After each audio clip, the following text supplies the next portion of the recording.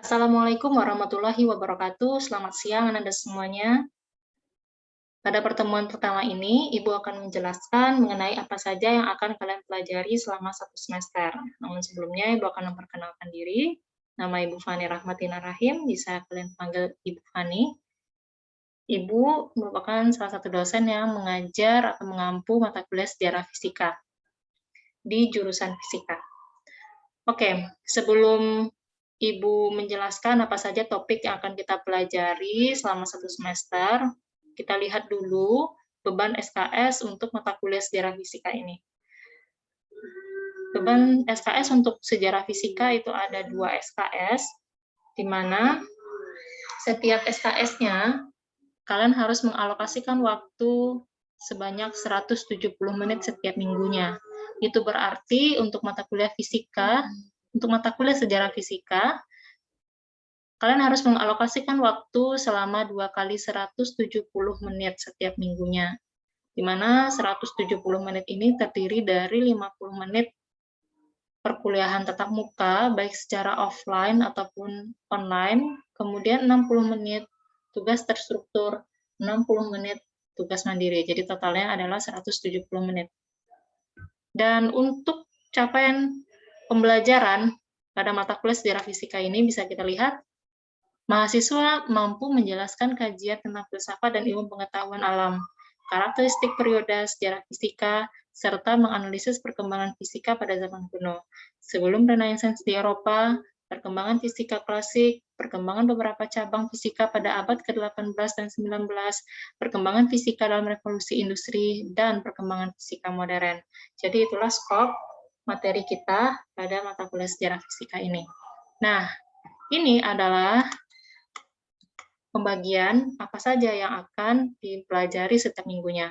Untuk minggu pertama dan kedua, mahasiswa mempelajari tentang filsafat, kemudian ilmu pengetahuan, kemudian klasifikasi ilmu pengetahuan, yang keempat yaitu ilmu dan agama, dan yang terakhir adalah hubungan ilmu fisika dengan ilmu-ilmu lainnya. Karena di sini ada 2 minggu, minggu 1 dan minggu 2, maka kita bagi menjadi 2 kelompok ya. Karena minggu pertama ini adalah pengenalan, jadi minggu depan, di minggu kedua, Ananda sudah bisa mempelajari ke-5 submateri ini, mulai dari filsafat hingga hubungan ilmu fisika dan ilmu-ilmu lainnya.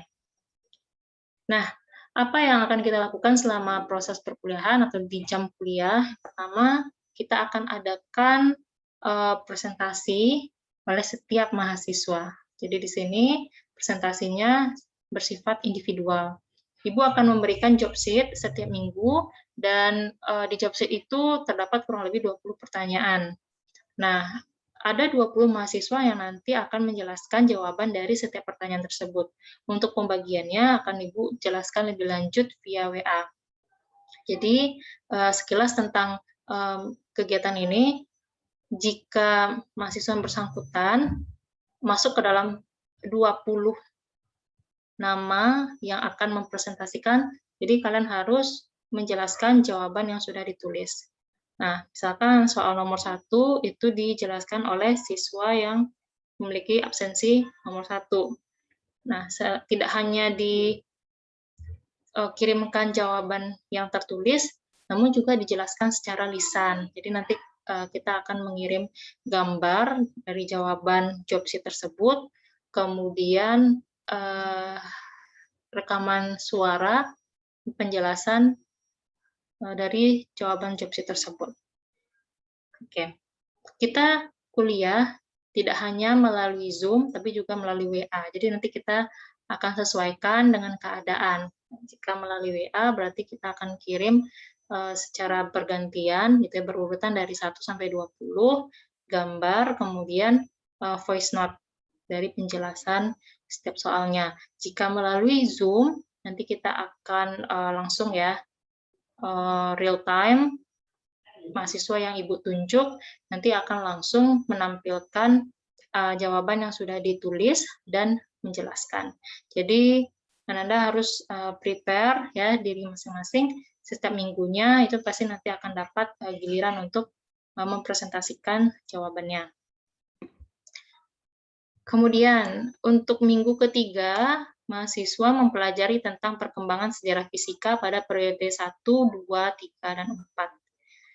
Nah, ini terus ya kegiatannya setiap minggu sama seperti itu, sampai nanti di minggu ke-9 kita akan melaksanakan UTS. Nah, berlanjut sampai minggu ke-16. Setelah itu kita akan melaksanakan UAS.